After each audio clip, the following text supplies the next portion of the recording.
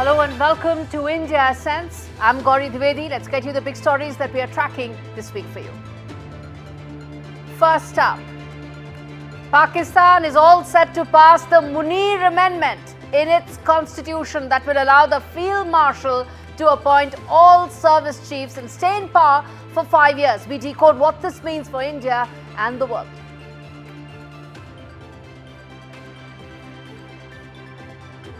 When you plan, and he's a friend of mine, and we speak, and when he wants me to go there, we'll figure that out. I'll go. I had a great trip there with Prime Minister Modi. He's a great man. US President Donald Trump says he may visit India next year as trade talks between India and the US move ahead. Next few weeks and months will determine how soon the trade deal will be finalized. Commerce Minister Piyush Goyal says trade talks on track. Ahead of a crucial national election, rabid Islamist preacher Zakir Naik has been banned in Bangladesh. But that ban may only be for 3 months. The move signals interim advisor Mohammed Yunus's attempts to whitewash his image. Sri Lanka's leader of opposition Sajid Premadasa tells NDTV that Colombo could act as a bridge between great powers in the Indo-Pacific, which implies Sri Lanka may be a bridge between India and China. And UPI transactions break all records to reach an all-time high of 27.2 lakh crore rupees with over 20 billion transactions. The surge highlights India's world-class digital infrastructure that is now being replicated by world powers around the world.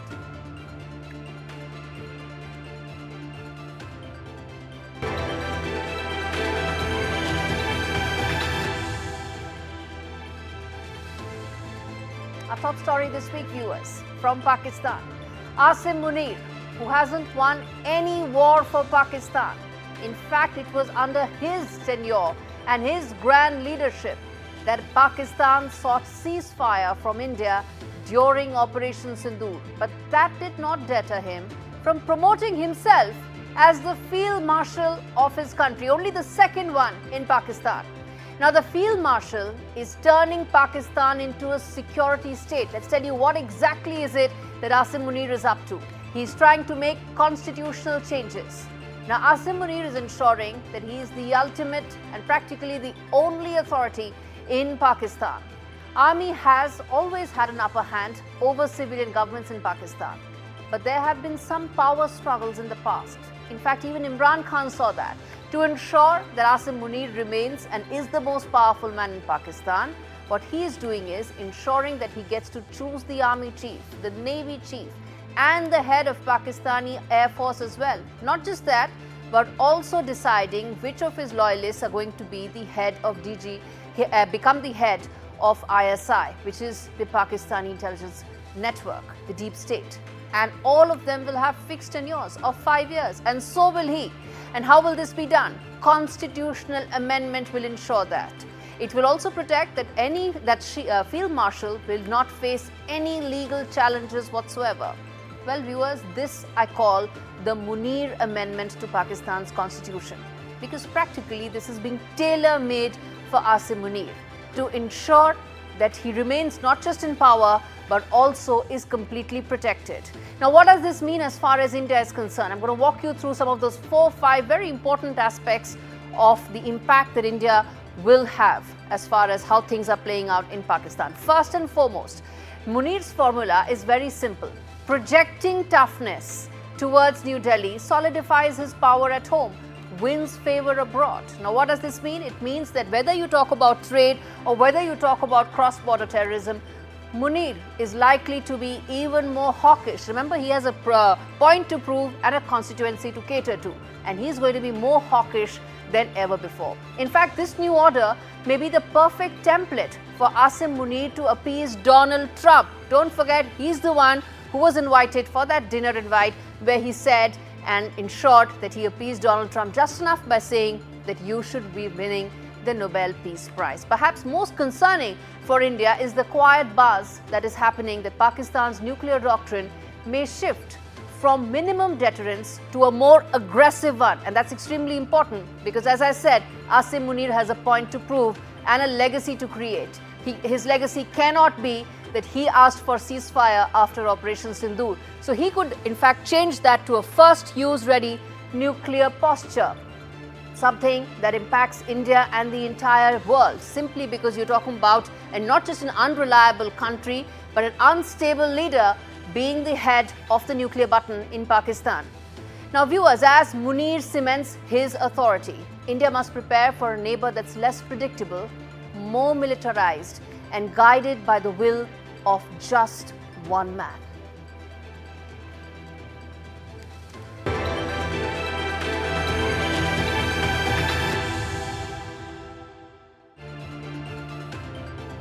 Turning attention now to the other story that we are tracking, the first wide angle.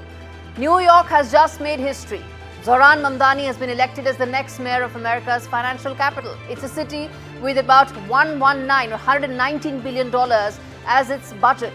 It's the very heart of American capitalism. It will now be run by a Democrat socialist.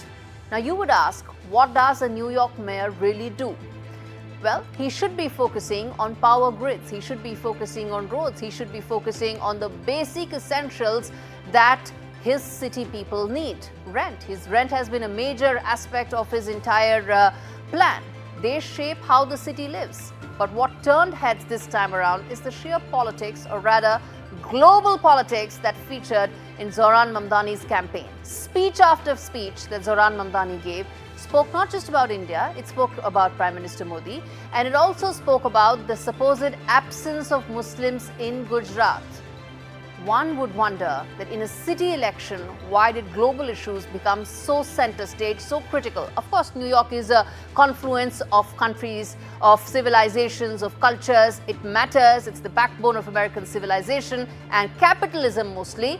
But still, this was an election, viewers, that was led by identity. It was an identity-led election, one where Mamdani spoke about his Muslim father, and one where Indian Americans, despite backing the Republicans only last year in the presidential election, chose to do, well, course correction. After the hate and baseless suspicion that they were subjected to, they shifted, and with that there were ripples far beyond just New York, because what happens in New York never just stays in New York. And this report tells you why New York will be the epicenter of a slugfest between Zohran Mamdani and Donald Trump. Everything from his promises to his politics will now lead to that slugfest. This report tells you more.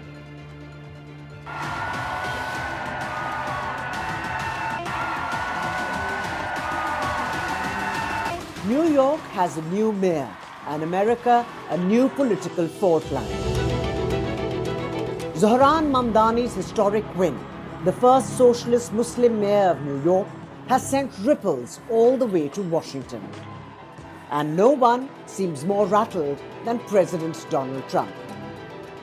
Mamdani, whatever the hell his name is in New York. A dismissive tone from a man unaccustomed to losing his grip on America's biggest city.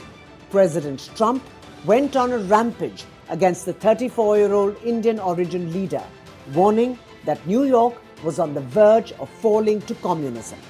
If you want to see what congressional Democrats wish to do to America, just look at the result of yesterday's election in New York, where their party installed a communist as the mayor of the largest city in the nation.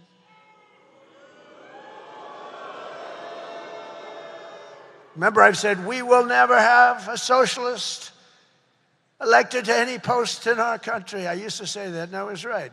We skipped socialist and we put in a communist instead.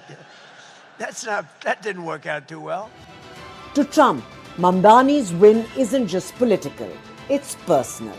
But the real threat for the newly elected mayor isn't the president's rhetoric, it's leverage he still holds over the city's fate. A clear warning that support from Washington will come with conditions.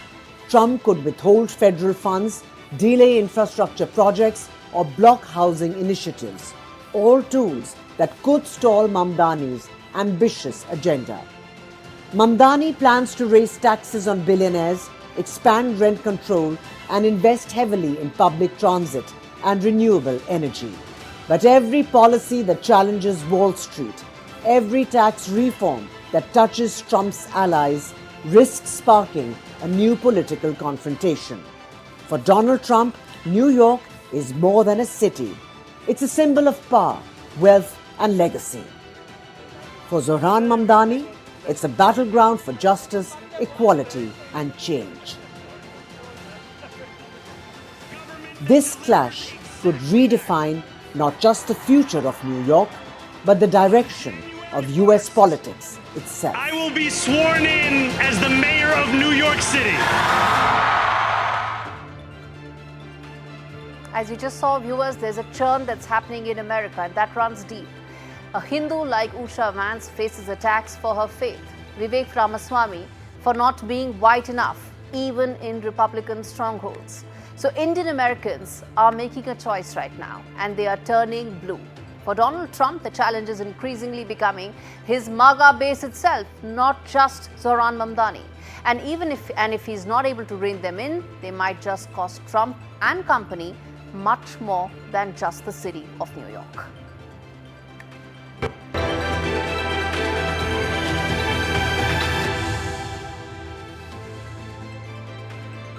The other story that we are tracking this week on India Sense. Well, he's been banned in India and banned in Bangladesh in the past. He lives in Malaysia, where he has almost a free reign. And now Bangladesh has slammed the door on Zakir Naik. The country's interim government has decided the controversial Islamist preacher won't be allowed in, at least for now. You see, Bangladesh elections are just 3 months away. As we get you this broadcast, those dates are likely to come. So what is it that Yunus is doing? He's trying to clean up his image, calm the critics. A Nobel laureate with a tarnished reputation, now keen on global goodwill. And banning a radical Islamist preacher, well, it plays perfectly well for his international audiences. Zakir Naik's entry may have been blocked, but with a caveat that is blocked only till February, or at least that's when the elections are likely to take place. After February, Dhaka could roll the red carpet once again. A tactical ban before the vote, a possible welcome after. In simple terms, a political detour today and a welcome tomorrow. But make no mistake, viewers, Zakir Naik is no more a persona non grata in Yunus's Dhaka. He was earlier. He was in fact part of the 2016 bombing, with allegations suggesting that some of those accused, in fact, were impressed by his teachings. Now, he is revered and may even be celebrated in the Dhaka of today. And there's a fair chance that there may be large crowds that may come in to listen to Zakir Naik. And that's the reason why his visit may have been cancelled. There's now a growing wave of Islamist ideology that has gripped and hit Bangladesh under Muhammad Yunus, who's in fact mainstreamed some of that fringe thought. Zakir was supposed to be in Bangladesh for a month. Of course, that would have stretched the administrative machinery. And the videos of Zakir Naik spreading hate weeks before a much-delayed election makes for bad global PR, something that Yunus is avoiding for the immediate.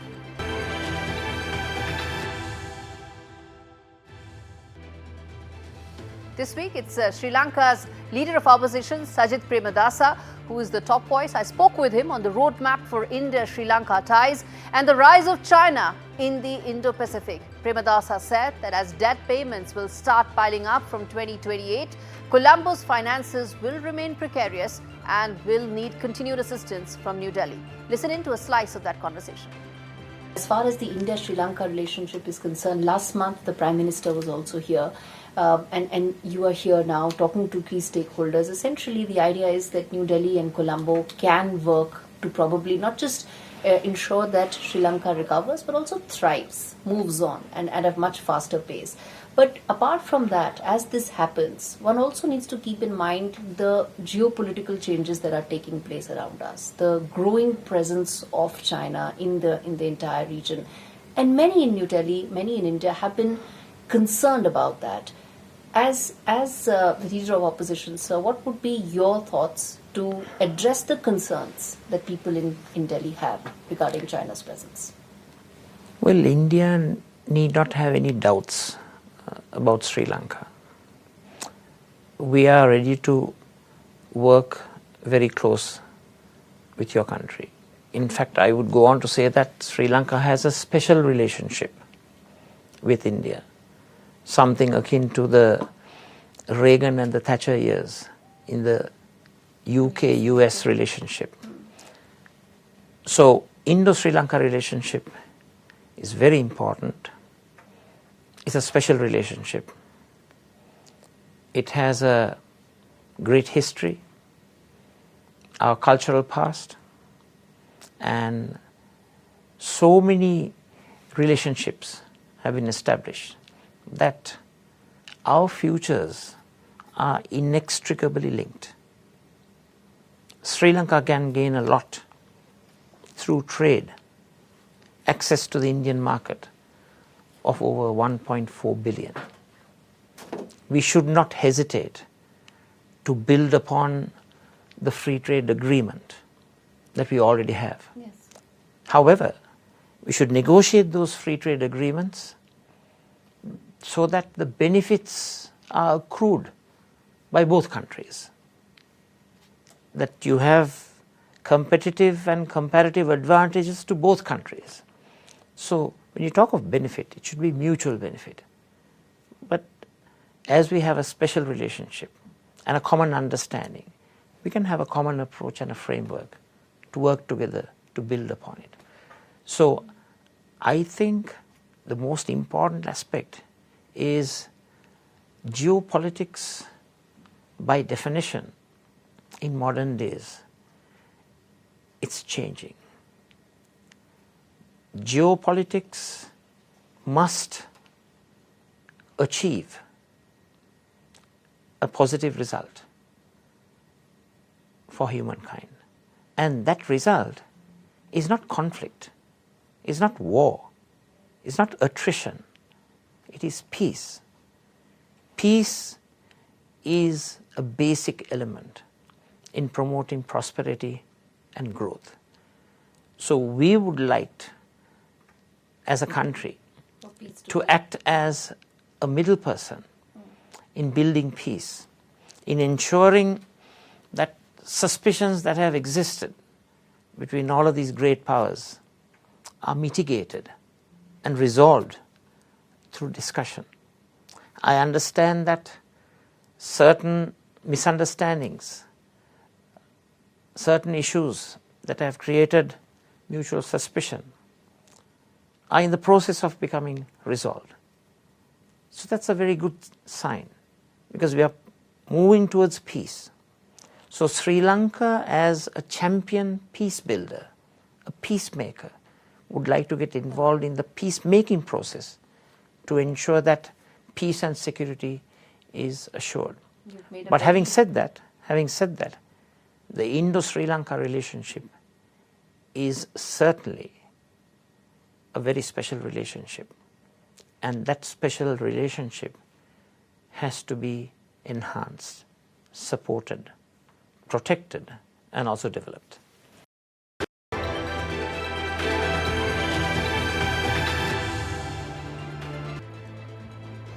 The annual climate conference in Brazil has begun, and no one expects anything to be done, even as around the world climate catastrophes are rising. But this year is actually very important because the COP is happening in the backdrop of global catastrophes, even as Trump is telling the world that this is the biggest con job that is being done. This report tells you why climate emergency is not going to get any global attention, even as millions around the world are losing their lives because of just that. The world burns while leaders feign ignorance. Global greenhouse emissions and temperatures have reached record highs, while climate disasters now cost billions. Yet, as Brazil hosts the COP30 UN Climate Summit, the world's biggest climate meeting of the year, the grand ambition of the Paris Agreement, adopted by 200 nations a decade ago and abandoned by the US under President Trump, feels like a distant memory. For 3 decades, the world has gathered at the UN to curb climate change. Yet, little has been done, delivering only empty promises and superficial targets. 60 countries pledged to transition their economies away from fossil fuels in 2023. None have. Nearly 100 scientists are urging leaders to reject a dangerous expansion of biofuels, warning that it will instead worsen food insecurity. They've made it clear the world cannot burn its way to its net zero emissions target. Policies must be guided by science, not politics. This year's summit is particularly controversial for a host of reasons. There's the setting, Belém, a struggling city on the Amazon's edge. Brazil hoped it would highlight the importance of protecting the world's largest tropical forest. Yet, the city's poor infrastructure raises questions about the viability of the summit. Dubbed the implementation COP, it's missing key players. China and India are sending only ministers, while Trump pushes his drill baby drill agenda. As ever, the question remains, will COP change anything? The answer, still nothing.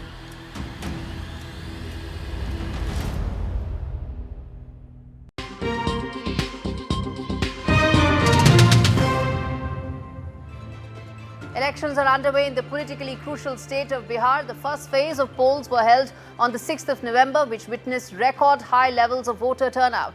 The second phase of election will be held on the 11th of November. Results will be declared on the 14th of November. The election will be the first to be held in India after India conducted Operation Sindoor and is an important litmus test for the NDA led by Prime Minister Modi.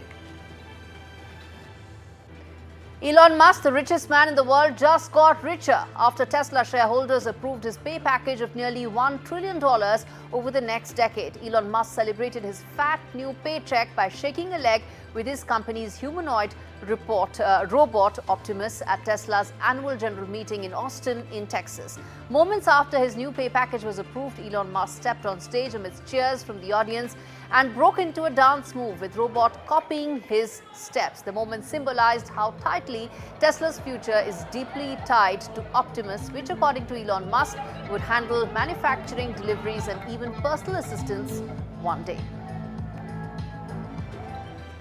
And viewers, it's been 150 years since Vande Mataram, composed by Bankim Chandra Chatterjee, was first published in Bangladesh. On 7th of November 1875, it was used as a political slogan in 1905. Vande Mataram became India's national song in 1950. I leave you with this iconic song that defines the soul of Bharat like nothing else does.